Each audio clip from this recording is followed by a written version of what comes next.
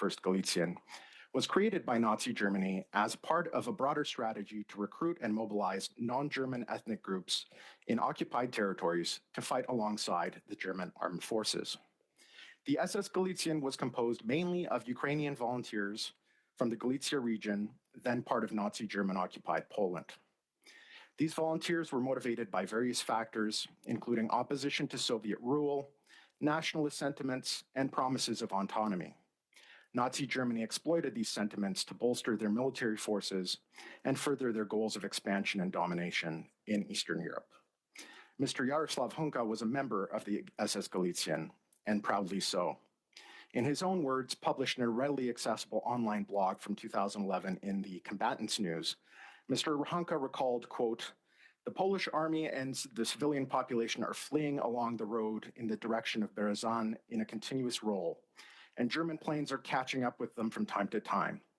Every day we impatiently looked in the direction of the Pomorians, or the Germans, with the hope that those mystical German knights who gave such bullets to the hated peasants would appear." Another quote, "At the call of the Organization of Ukrainian Nationalists, many joined the ranks of the Ukrainian Patriotic Army. Others, at the call of the Ukrainian Central Committee, went as volunteers to the SS Galician Division. In 2 weeks, 80,000 volunteers volunteered to join that division, including many students of the Berezan Gymnasium." Poland's Institute of National Memory documents SS Galician's role in the Huta Pieniacka massacre, which occurred on February 28, 1944, in Nazi German-occupied Poland. This massacre involved the murder of approximately 500 Polish civilians, including women, children, and the elderly, by a joint force of soldiers from the SS Galician and other units under German command. Further, in a speech to the soldiers of the 1st Galician Division, Heinrich Himmler, the infamous head of the SS, is quoted as saying, "Your homeland has become so much more beautiful since you have, on our initiative, I must say, lost those residents who were so often a dirty blemish on Galicia's good name, namely the Jews. I know that if I ordered you to liquidate the Poles, I would be giving you permission to do what you were eager to do anyway," end quote. Given historically documented examples like this, it's unfortunate that some have attempted to minimize the criminal nature of the Waffen-SS by selectively using Canada's Deschênes Commission report as a sort of fig leaf. What is not often mentioned is that the Deschênes Commission was limited by the scope of its investigation, which was focused on identifying individuals suspected of involvement in war crimes who had immigrated to Canada after World War II. Moreover, its ability to access evidence, especially from witnesses, foreign governments, and agencies, was limited given that the region was still behind the Iron Curtain at that time. The question of whether or not Mr. Hunka himself was involved in perpetrating war crimes is not central to the debate. What we know is that there's no ambiguity about the criminal nature of the SS, of which he was a voluntary member, and that this historical fact cannot be dismissed as Russian disinformation. The brutal attacks carried out by the Waffen-SS units, including the Galician Division and others, such as the massacre of Poles in Volhynia and eastern Galicia, are forever part of the tragic legacy of the Second World War, in what Yale historian Timothy Snyder appropriately termed the Bloodlands. From the perspective of Canada's Polish community, there's no question that a former member of the 14th Waffen Grenadier Division of the SS, 1st Galician, should never have been recognized in the House, nor, as we later learned, been invited to a reception hosted by the Prime Minister of Canada for visiting Ukrainian President Volodymyr Zelensky.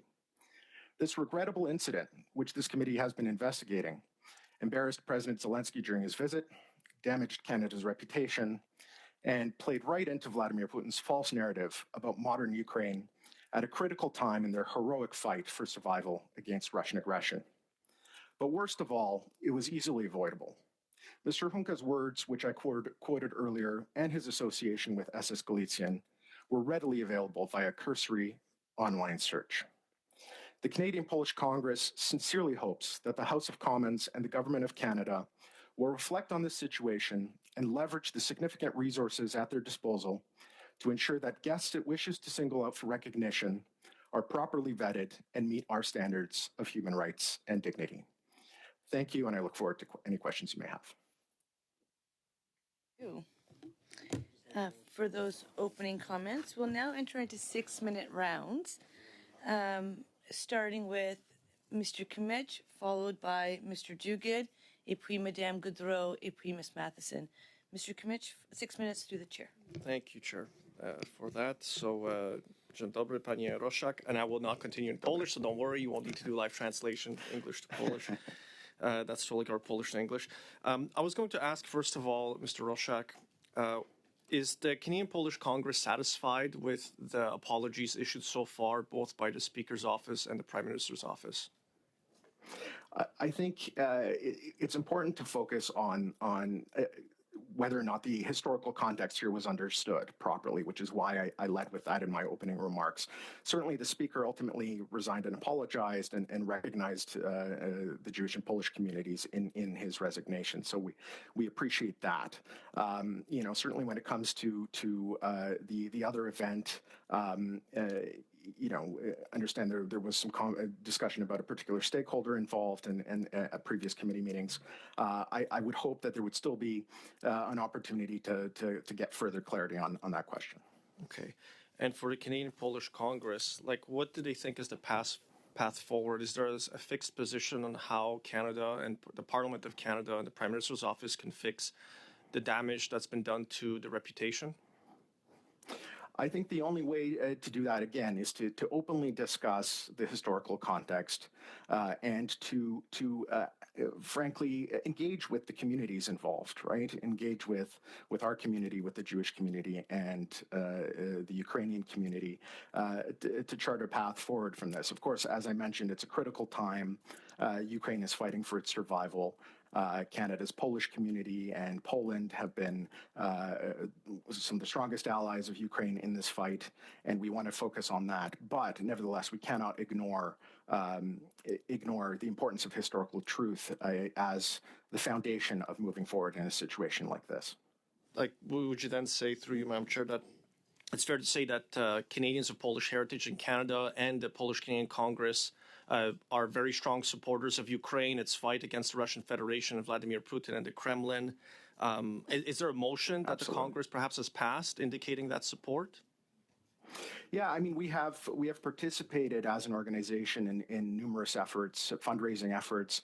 I personally have attended almost every single rally in support of Ukraine and spoken on behalf of the Canadian Polish Congress in support of the Ukrainian Canadian community, Ukraine and its people in this existential fight. So we are strong supporters. We remain strong supporters, and we will continue to be. However, moving forward, we'd like to work closely with our Ukrainian Canadian friends to chart a path forward where these types of historical disagreements can be discussed.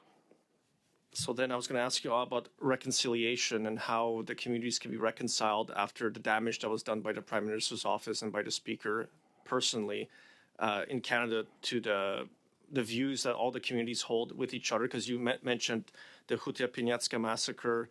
You mentioned the Polish Institute of National Memory and the considerable research they've done. Now, President Duda of Poland and President Zelensky, for 3 years before that incident, had worked on reconciliation, doing joint masses together, joint statements to try and reconcile the two people to events that happened during the war. So what can we do in Canada, and how could the Canadian Polish Congress help to reconcile that difficult past history? Certainly, and I would love to work with communities like the Ukrainian community and for us to join together on this issue. But I think from the perspective of the Parliament and Government of Canada, I think it is important to allocate resources to navigate these very sensitive issues. And these aren't restricted to our communities, right? There are other communities around the world that have difficult pasts and different perspectives on those pasts. However, there needs to be a broader understanding amongst parliamentarians and government officials on those questions. And I think that is where a lot of effort should go into ensuring proper staffing, proper resources to be able to understand the nuances of these issues, particularly in a multicultural country like ours. So in the case of the Parliament of Canada, what could we do on Parliament Hill to reconcile with the series of events that led to Mr. Hunka being recognized, the lack of background checks, lack of security check that was done, and the grave error that was done by the Prime Minister's office and by the speaker, like what could the Canadian Polish Congress add? Like you said, resources. So there's things that we could do here. What could the Canadian Polish Congress help us with to achieve that goal of reconciliation and fixing this damaged reputation that Canada now has internationally? Of course, one of the things we can do is to serve as that resource. So where there's a question that involves the Polish community, to reach out to us. We have historians, we have documentation, we have resources we can provide to assist parliamentarians in making those judgments. So certainly we are here as a resource, as I'm sure are the other community organizations. Other, I think, ways we can do that, there are two very active and great parliamentary friendship groups on the Hill, the Canada-Poland Parliamentary Friendship Group, Canada-Ukraine. Perhaps there's something we can do jointly. I would suggest that would be something worthwhile of consideration moving forward. So when you mentioned academics and research, I think you're familiar with the work of Wiktor Poliszczuk, Dowody zbrodni OUN i UPA, which is evidence of crimes of the OUN UPA. It's actually a Toronto publication from 2000. Do you have other examples of academics and researchers who have extensively written on this subject? Yeah, I mean, all of the quotes I've shared with you today come from are sourced, so I didn't come with anything that wasn't backed up. So I'm happy to share those resources with the committee and with parliamentarians, and certainly to direct them. I'm not a historian myself. I like to think I have a good understanding of history, but I'm not. But we certainly have contacts that can assist in these questions, for sure. Thank you. We look forward to receiving those documents, and if you send them to the chair, we'll get them translated both official languages and shared around. That brings us now to Mr. Duguid, 6 minutes through the chair. Well, thank you, Madam Chair. Dzień dobry. That's the extent of my Polish. I apologize. I know a little more in Ukrainian, having Ukrainian ancestry on my mother's side. Thank you, Mr. Razak, for appearing today and providing that historical context. We had the Ukrainian Canadian Congress before us a few weeks ago, and they provided historical context from their vantage point, and I would say a pretty marked difference between the points of view, which I think you've acknowledged in your comments.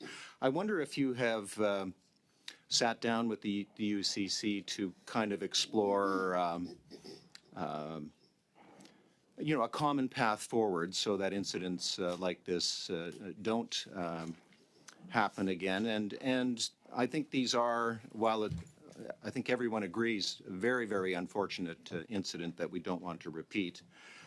These are learning opportunities for Canadians that, unfortunately, Canadians forget their history and the sacrifice that our armed forces made in 2 world wars and other conflicts around the world. But I wonder if you would provide us with a few reflections on how those two communities, important communities, the Polish community, the Ukrainian community, can perhaps help us better understand those periods in history and then move forward in a positive way. Yeah, thank you for that great question. Unfortunately, there is, certainly we've engaged with our friends in the Ukrainian Canadian Congress on this issue, and in some cases we just agree to disagree on certain points, and there's it's not necessary to fully agree. However, there needs to be a forum for honest discussion of difficult issues, and that's certainly after the end of the communist era in Poland. There's been a great effort to speak honestly about historical challenges, and especially, given the context. I mean, I referred to Professor Snyder's book and the title called "The Bloodlands," and the reason why that's appropriate is because Nazi Germany and the Soviet Union perpetrated numerous crimes in the lands of Eastern and Central Europe, and frankly pitted communities against each other. However, now that Poland is free, Ukraine is free, especially here in Canada, where we have a commitment to multiculturalism and mutual understanding, we should really take the opportunity to lead here, to have those difficult conversations. Maybe not to come to a full consensus, but at least to be able to air out those difficult issues and to focus really, what's important right now, whether it's for Canada or Poland and especially Ukraine, which is defeating Russia in the context of its unprovoked aggression on Ukraine. I have a concern, which I know is shared by many, that the issue we're dealing with has taken a very partisan tone, and I think there's no party that is blameless. I note that you had worked previously for the Harper government, so obviously have some views, and at least formally were a partisan.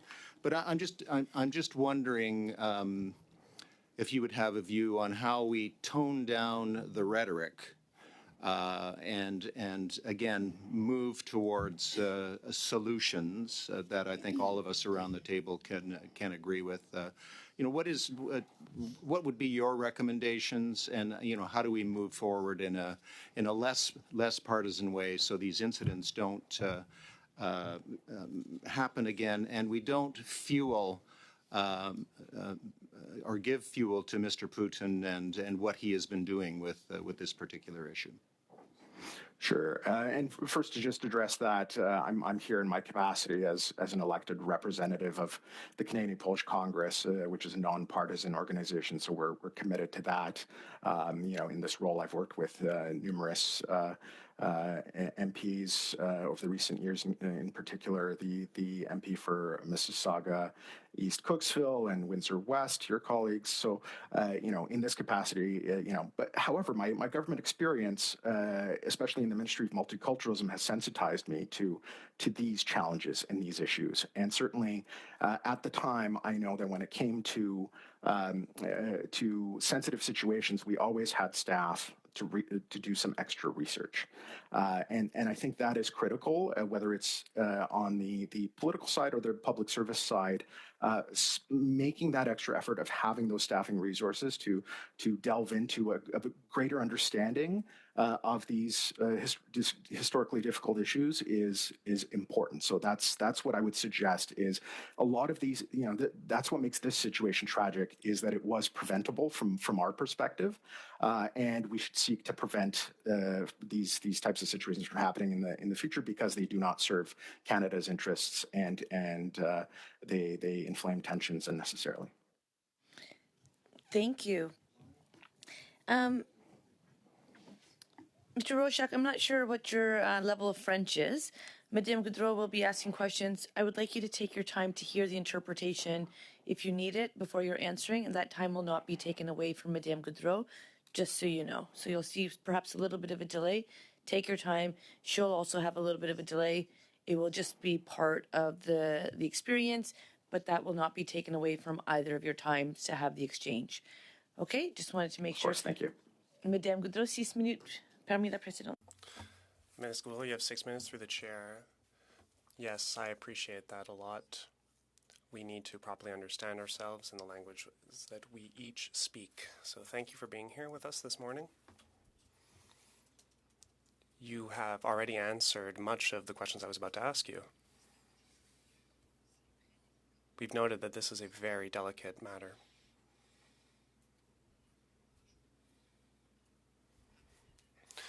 Through you, Madam Chair, I'm wondering certain things. I'm wondering how, as parliamentarians, can we write our report on this? Also, these are delicate historical matters. So how do we make this fact well understood in our reports so that we can properly understand the dynamics of two foreign countries? The objective here is we don't want to harm anyone. We don't want to offend anyone.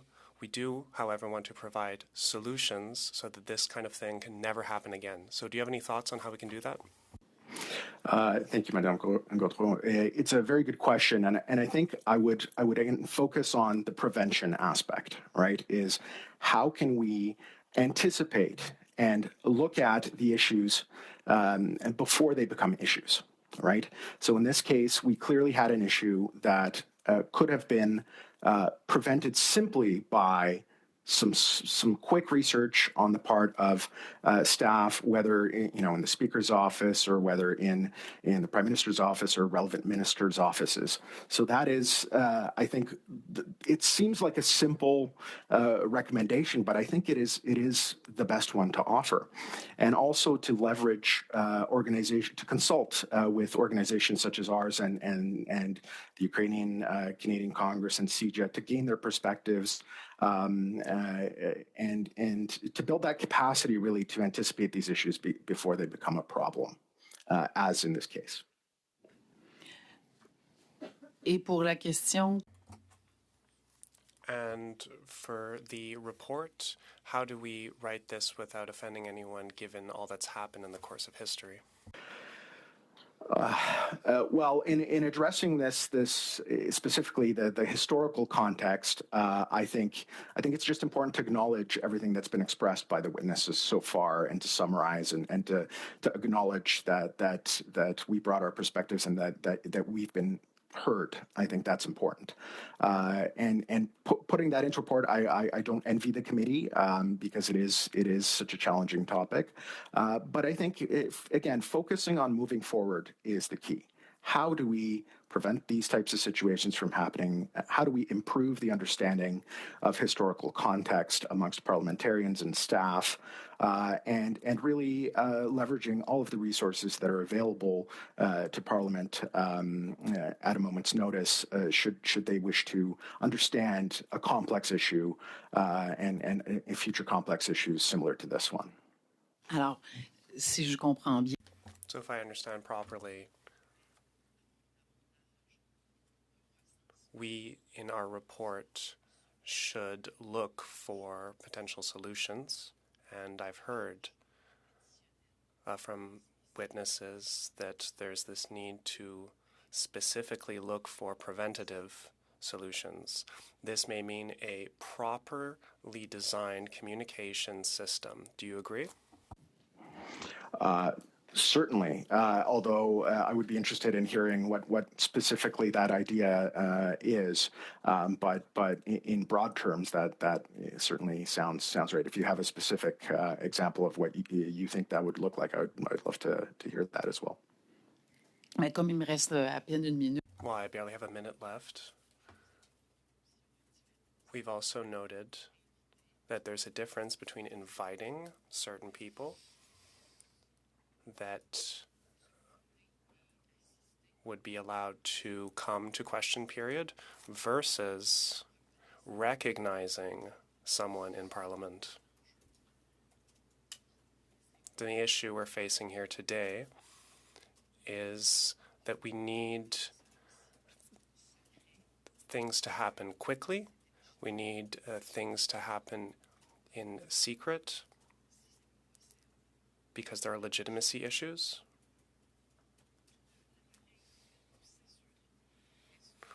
If it's impossible to get the whole security apparatus together to address this, would you say that by avoiding this kind of situation, we would not be able to prevent it going forward?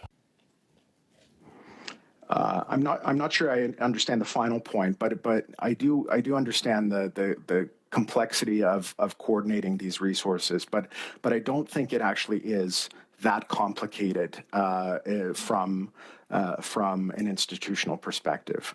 It's very simple that if there is doubt as to whether or not someone is an appropriate invitee or someone to be recognized, then serious thought should be put into, and serious research should be put into looking into that particular individual before any kind of invitation is sent out of respect for the sensitivity of communities.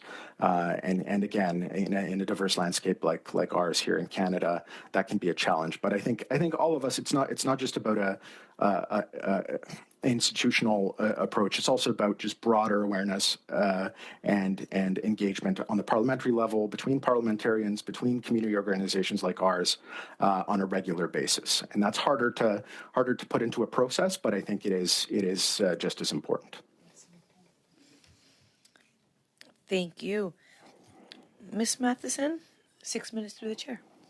Thank you, Madam Chair.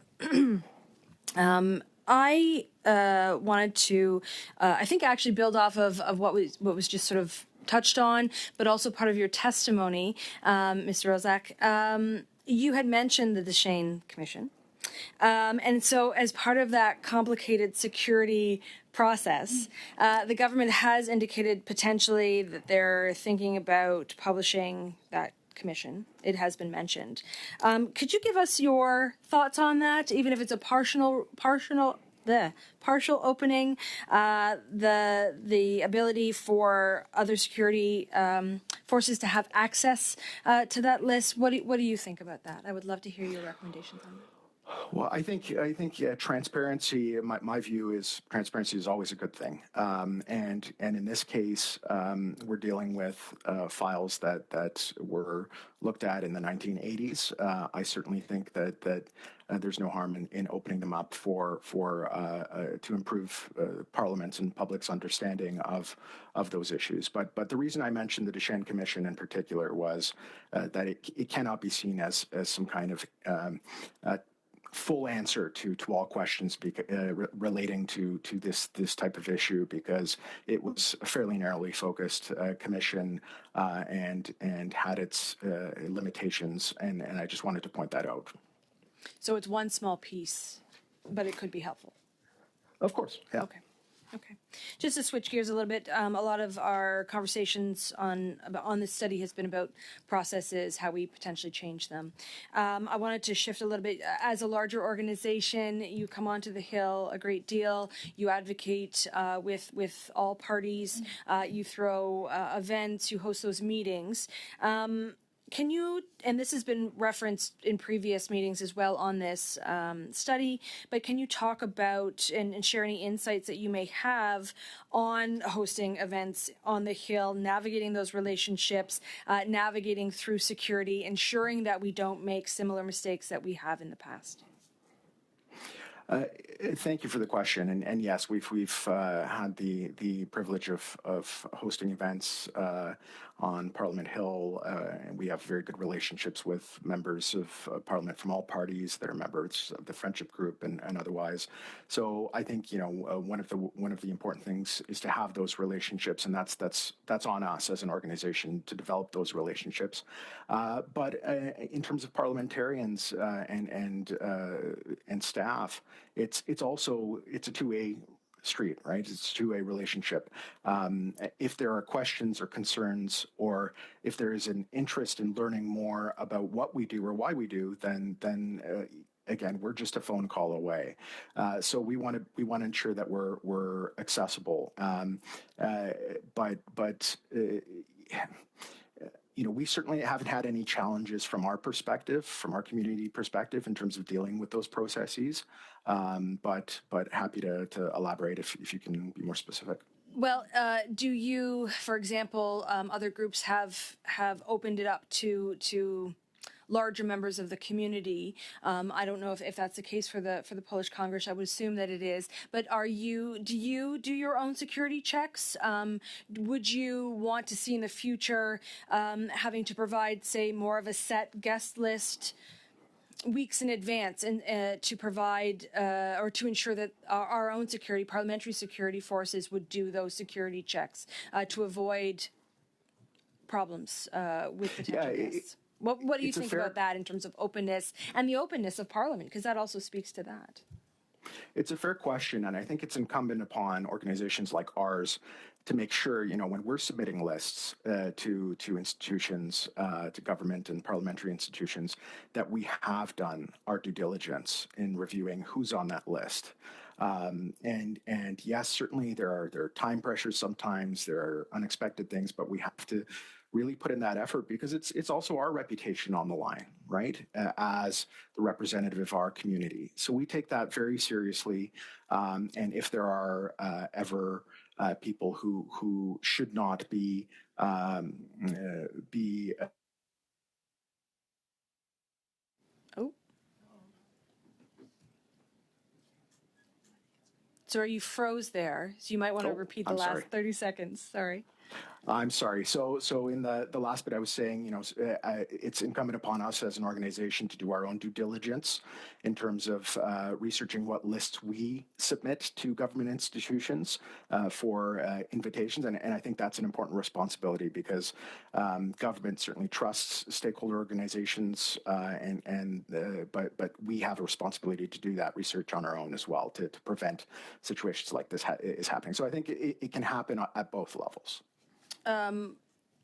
You had mentioned that sometimes organizations such as yourself, I mean, you're limited sometimes by the resources that you have.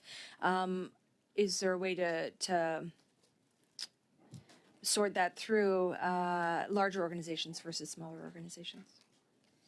Well, the reason that Congresses like the Canadian Polish Congress exist is to help coordinate that engagement of our member organizations with institutions like the Parliament and Government of Canada. So certainly at our level, at our board level, we have experienced individuals who understand the nuances and can help navigate these issues with our member organizations, and therefore we serve as a conduit between the 1.2 million or so Polish Canadians and the people in Government of Canada. So even though we're volunteers, we put a lot of effort into making sure that we're representing our community properly and avoiding embarrassment for ourselves and for parliamentarians.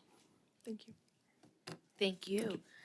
We will now enter into our second round, starting with Mr. Kimmich, followed by Ms. Atwin, et puis Madame Goudreau, et puis Madame Matheson. Mr. Kimmich, 5 minutes through the chair. Thank you, Madam Chair. So to go back, to continue the questioning I had at the beginning, I wanted to ask and put it to you directly, Mr. Roszak, just that the Canadian Polish Congress's view, but the view of many Poles in Canada, and ask you to comment on this. One of the statements that was made by many people publicly who were defending Mr. Hunka were saying that, there were many people who were given no choices during the war, and people had very little opportunity to exercise, full freedom of conscience and choose the sides they wanted to fight on. But I'd like to comment on the Polish community. We have something that Poles call żołnierze wyklęci, the cursed soldiers, people who fought against the Soviet Union, who fought against the Nazis. So they had no home once Poland was fully occupied by the Soviet Union. And some of them continued to fight. And the last one was Józef Franczak, who was murdered in 1963. He was a man who continued to fight well after the Home Army was stood down and amnesty was declared. So there were men, in this case all men practically, who chose to continue to fight the good fight, had fought the Nazis, had fought the Soviets. So they made that difficult choice of conscience. How does the Polish community see that? How does the Polish community see those arguments when they're made in public? Yeah, I think it's important at this point to even take it out a little bit further and to remind, as well as part of the historical context, that Poland was invaded by Nazi Germany, but on September 17th, it was invaded from the east by the Soviet Union. That's a fact that's often forgotten. And once Poland was forced to surrender,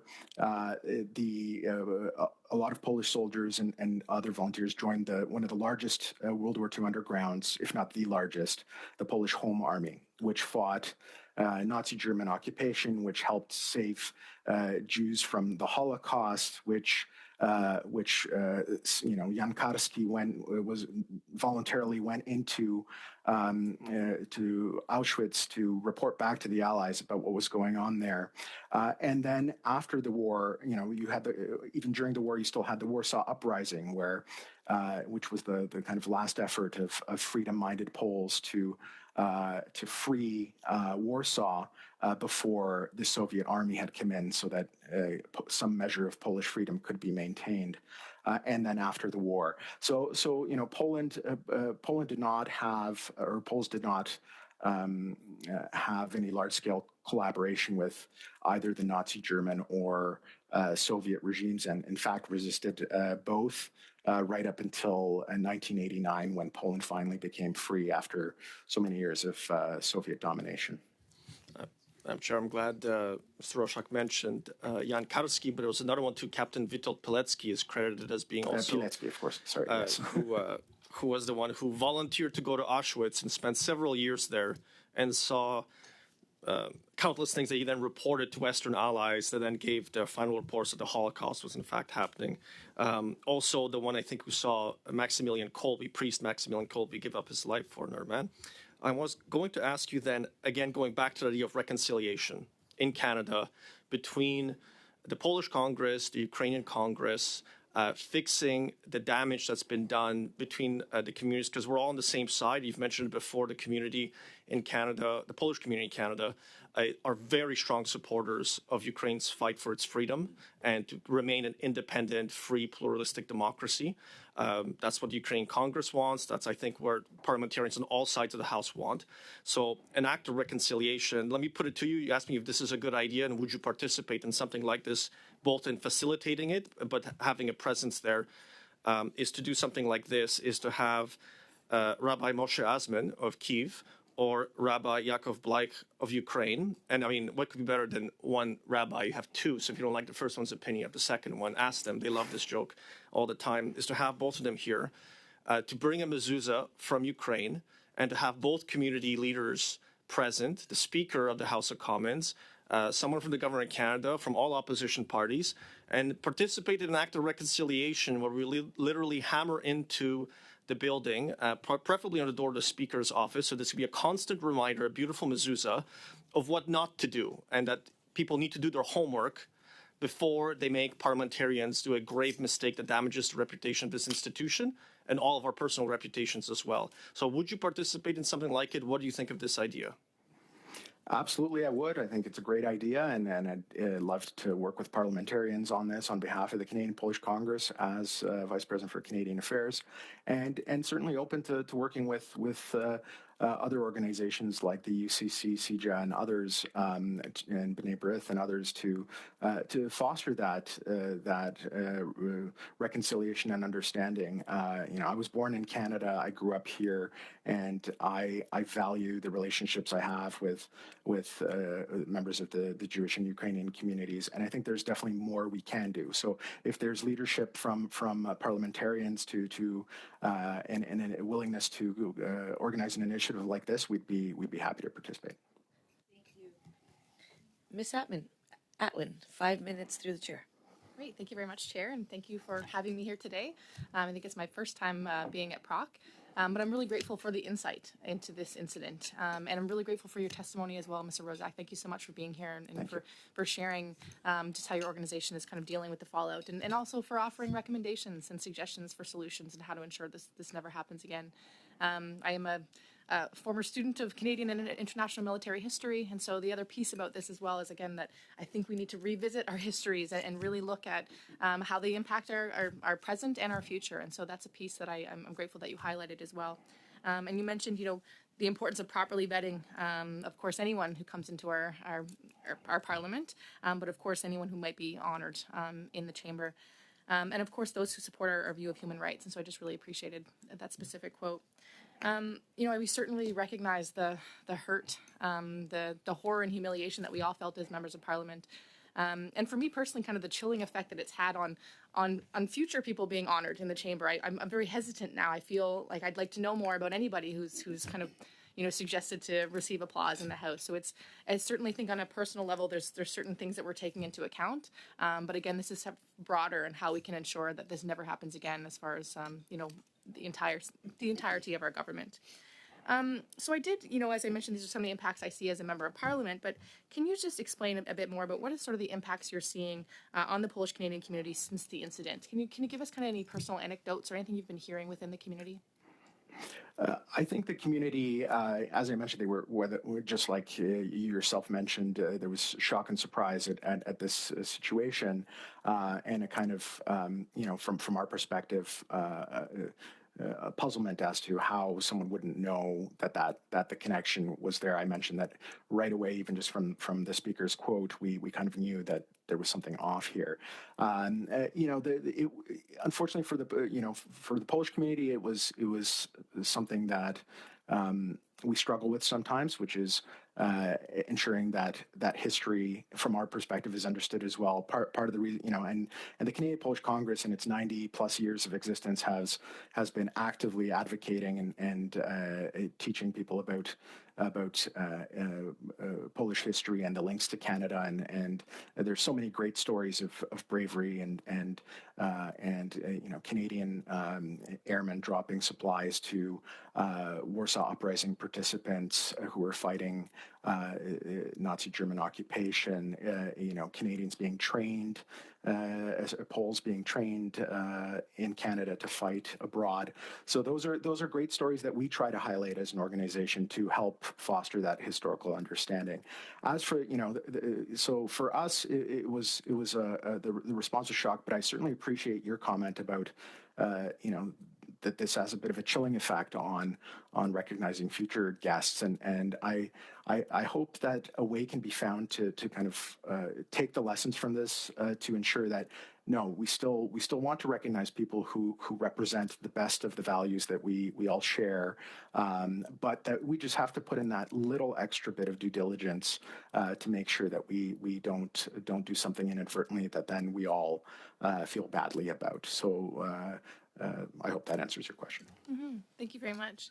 And again, kind of in the same vein, internationally, what kind of impacts do you see this event as having, as far as reflections on Canada, as far as the current illegal invasion of Ukraine by Russia? Can you speak to some of those international implications as well? Yeah, I think it was an unfortunate, regrettable distraction from what should have been a really excellent and which was an excellent visit by President Zelensky, his speech to Parliament, his presence at the community rally in Toronto, at which I was proud to be present on behalf of the Canadian and Polish Congress, and really appreciated that invitation to show our support for the community. And then for that incident to happen, and then the days and days of distraction. Of course, from our perspective as the Canadian Polish Congress, we had to address this issue and put our perspective on the record. However, personally, as the VP for Canadian Affairs, I wanted to quickly reflect back to the fact that Ukraine is facing an existential crisis. They're fighting for their lives. They're fighting for our values as the West, and that we have to ensure that they win this war, because it is not just a question of their survival. It is a question of Western values, and that's where. But my perspective as well is we can talk about these difficult issues while still focusing on the present. There's no reason, and that's when it comes to the propaganda coming out of Putin's Russia, that is attempting to connect these things is absolutely outrageous, and we have to resist those who try to leverage these things for the murderous aims of the Putin regime. Thank you. Thank you so much for that. 2 minutes et demi, Madame Goudreau. 2.5 minutes, Ms. Goldholm. Thank you, Madam Chair. Honestly speaking, the witness answered most of my questions, and even this last question that was asked by the member was answered. And I am happy to note that we are all open to dialogue here, that we can learn lessons from what happened, but also we have a lot of useful information now for our report. I hear the words vigilance, rigor, communication, and the greater doubt we have, the more we need to ensure that things will be legitimate. Because if we have any doubt whatsoever, we're going to act on it. And so, without further ado, I cede my time. Thank you, Madam Chair. Thank you so much. So, just following up on that last round of questions that I was asking just about the security and organization and events on the Hill, are your organization would have been, I assume, doing similar things at other levels of government within provincial legislatures, for example. Do they do things differently? Can you provide us with comments on lessons learned that you've seen where they do things maybe better than we do on the Hill for those kinds of events and security? It's an interesting question. Certainly, in my experience in the Ontario provincial context, there's a strong element of parliamentarians are very much involved in hosting and coordinating events on behalf of organizations like ours. So there's usually a champion that we would work with who would help organize these things and would also take responsibility for ensuring that all of the necessary work in advance has been done and presumably that the appropriate research has been done. However, I don't know of any specific formal processes that may or may not exist in that regard. So again, there's the challenge here is how do you reconcile instituting some kind of formal mechanisms while also leveraging the informal mechanisms that are based around relationships between parliamentarians and stakeholders such as ourselves and community members. Okay. There were, of course, there's been lots of comments today as well, just in terms of the fact that Putin did weaponize what happened in the House of Commons. And there's been movements in the States, here in Canada, away from that support of Ukraine. I know that your organization has done a great deal to support, and I was hoping that you could end off the conversation just by telling us in more detail, as you referenced them generally, but if you could tell us in more detail the sorts of supports that organizations like yours can do to support Ukrainians here and as we move forward.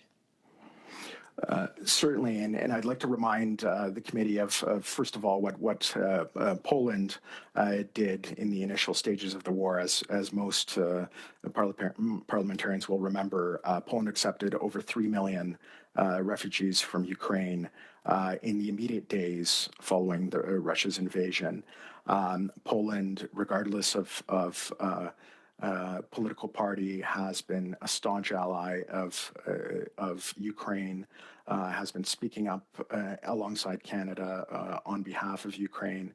And here as well in Canada, our community has organized fundraisers, big and small. They range from a few hundred to a few $1,000s at each opportunity to help provide aid. There was one member of our community who provided goods that were transported, and it's been an ongoing thing in terms of fundraising and support for Ukraine and its fight and its people, and as well stepping up and being there and speaking on behalf of Polish Canadians at rallies and moments like that to express our support for our friends in their time of need. Thank you. I'm not sure that we're going to need full rounds because I think we're wrapping up, but I will offer the floor. Mr. Conservatives are good. Mr. Lightbound. Oui, merci beaucoup, Monsieur Rozak, d'être avec nous. Thank you, Mr. Rozak, for being here with us today. It's my first time on PROC as well. I think this is very important work that's being done today. We need to get back to this and take a long, hard look at this event that should have never happened. Thank you very much for bringing your perspective from the Canadian Polish Congress. What happened in Parliament in September clearly demonstrates that there is a deep misunderstanding, a lack of understanding, rather, of history, and we need to shine a light on these issues to ensure that awareness can be raised on what happened at this point in history. You said it yourself. We can clearly visualize the events of the past while being fully conscious that it does not impact the fact that the Polish community has a support for the Ukrainian community with regard to its fight against Russia. So I understand what you're saying. I just wanted to follow up on what Mr. Kmich said earlier. When talking about reconciliation, how to reconcile the Polish community and the Ukrainian community, there seems to be, in fact, there are many monuments in Canada that are controversial at the moment and that honor the SS Waffen members. What is the Canadian Polish Congress's position on these monuments in the context of this reconciliation with the Ukrainian community, in the greater context of removing these monuments? Yeah, so there was one particular story that came up several years ago, about 5 years ago now, I believe, about a monument in Oakville. And at the time, the Canadian Polish Congress and B'nai B'rith issued a joint statement criticizing the presence of that monument. So we that position was stated then, and it remains the same now. The issue is having an honest conversation about these difficult moments in history and really being honest about what happened. And from the perspective of reconciliation, we're ready to have those discussions at any time. The question is, to what extent our interlocutors and our partners are willing to have those conversations. Certainly as an organization, as a representative of the Canadian Polish Congress, I'd be, again, happy to coordinate a joint meeting to discuss these issues further. I know other communities have been doing things like this already on controversial, difficult issues like this. But certainly we've expressed our position on that issue before, and that's still something that you can find on our website. Merci beaucoup, Madame la Présidente. Moi, c'est la seule question que j'avais. Thank you very much, Madam Chair. That was my only question. Thank you for your testimony here today. So much. Mr. Roshak, I want to just say thank you to you. The perspectives and insights that you have provided are very valuable, and just the manner in which you carry yourself. The Congress and we as Canadians are very lucky to have you, and the fact that you've taken time to be with us today means a lot. And I just want to appreciate your time and attention on behalf of all PROC members. And if there is anything that you're setting, I know you did have an exchange, please just send it to the clerk and we will get it circulated around. And if anything else comes to mind that you wish you had said or shared, just share it with the clerk and we'll make sure that all members are aware of it. So with that, thank you, Madam Chair. And if I may, if I just may say a few more things quickly in conclusion. Thank you for the wonderful questions and the wonderful conversation. Je regrette que je n'étais pas assez confiant. I regret not being confident enough to speak French here today. I regret not being confident enough to answer those questions, but I do hope that going forward I will be more eloquent in French. Finalement, and finally, I would like to remind members of Parliament about May, this May being the first ever Polish Heritage Month in Canada. We will be doing a flag raising on Parliament Hill on May 2nd at noon, and I thank the member for Windsor West for helping the Canadian Polish Congress coordinate that. So we look forward to welcoming all parliamentarians and Polish Canadians and others at that celebration. we look forward to being with yourself as well. And votre français, c'est très bien fait. Donc, merci. Your French was great, so thanks for taking a moment for sharing it with us. Really good day, and we will be suspending, and we'll start our next panel at the top of the hour. Have a good day. Thank you. Merci. Take care. Bye-bye.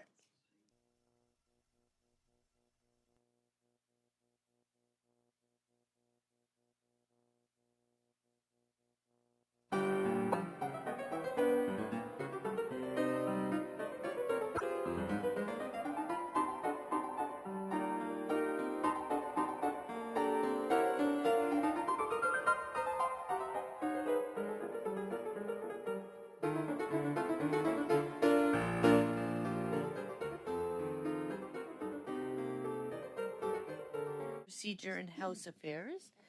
We are now meeting with Parliamentary Protective Services. We have Mr. Mitch Monette, the Director of PPS, accompanied by Matthew Ritchie, Associate Chief Operations. Welcome to Procedure and House Affairs. The floor is yours for your opening comments.